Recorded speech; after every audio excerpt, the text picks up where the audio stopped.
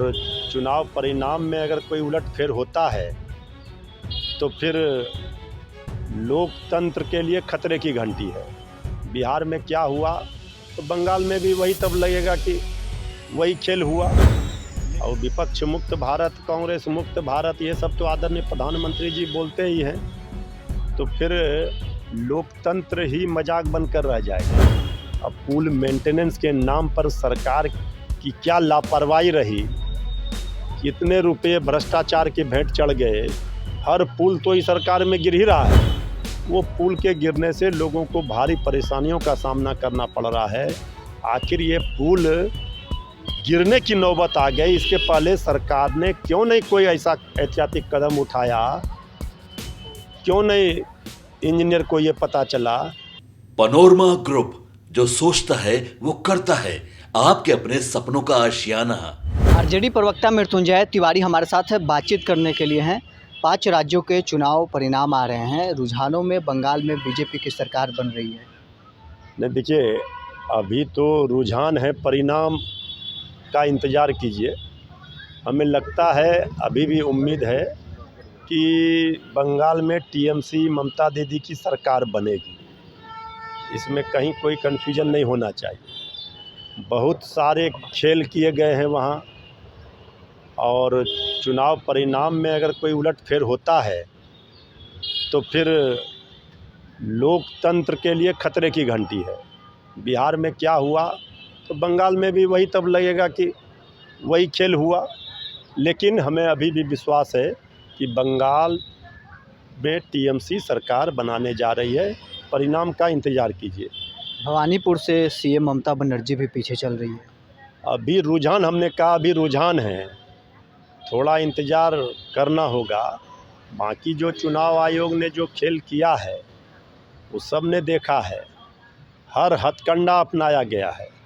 और विपक्ष मुक्त भारत, कांग्रेस मुक्त भारत, ये सब तो आदरणीय प्रधानमंत्री जी बोलते ही हैं, तो फिर लोकतंत्र ही मजाक बनकर रह जाएगा अगर इसी तरह से चलता रहा तो। रुझानों में केरल में आपकी पार्टी 2-3 सीटों पर आगे चल रही है। ने केरला में हमारी पार्टी अभी बढ़त बनाए हुई है। हमारी पार्टी के उम्मीदवार हैं। हमारे विरोधी दल के नेता श्री तेजस्वी यादव जी वहाँ गए थे चुनाव प्रचार करने, तो हमें विश्वास है कि वहाँ पर आरजेडी को जो चुनाव लड़े थे हमारे उम्मीदवार, वो जीतेंगे। भागलपुर में एक बार फिर पुल गिरने का मामले सामने आया है। नहीं, ये तो भागलपुर का जो कल पुल गिरा है, ये तो गनीमत कहिए, ईश्वर की कृपा से कोई जान माल की क्षति नहीं हुई है।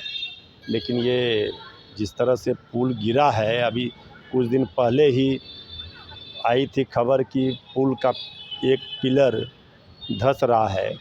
इसके बाद भी वहाँ जाकर इंजीनियर जो जांच के लिए गए थे, उन्होंने कहा नहीं, सब ठीक है। ये कल रात में ये पुल गिरा है। अब पुल मेंटेनेंस के नाम पर सरकार की क्या लापरवाही रही, कितने रुपए भ्रष्टाचार के भेंट चढ़ गए। हर पुल तो इस सरकार में गिर ही रहा है, जितना पुलिया है। और भागलपुर का नौगछिया का पुल भी जो है, जो बंगाल, नेपाल, वो पूरा झारखंड, बिहार सबको जोड़ता है, वो पुल के गिरने से लोगों को भारी परेशानियों का सामना करना पड़ रहा है। आखिर ये पुल गिरने की नौबत आ गई, इसके पहले सरकार ने क्यों नहीं कोई ऐसा ऐतिहासिक कदम उठाया? क्यों नहीं इंजीनियर को ये पता चला? ये तो सबसे बड़ा सवालों के घेरे में है। अगर कोई हादसा हो जाता तो इसकी जिम्मेवारी किसकी होती? लेकिन ये पुल गिरा, इसके पहले सरकार के लोगों ने, विभाग ने क्यों नहीं ऐसी जांच कर पहले से ही इसका कोई वैकल्पिक व्यवस्था या इसके लिए कोई मरम्मती का काम पहले से ही एहतियात के तौर पर कोई कदम सरकार क्यों नहीं उठाई? सरकार की लापरवाही है। आरजेडी प्रवक्ता मृत्युंजय तिवारी हमारे साथ बातचीत कर रहे थे। 5 राज्यों के चुनाव परिणाम पर क्या कुछ इनका प्रतिक्रिया था। साथ ही बिहार में एक बार फिर पुल गिरने का मामला सामने आया है। इसको लेकर इन्होंने कहा है कि सरकार के भ्रष्टाचार वाली नीति उजागर हो रही है। बहरहाल इस खबर में इतना ही। आप बने रहें न्यूज़ 24 के साथ।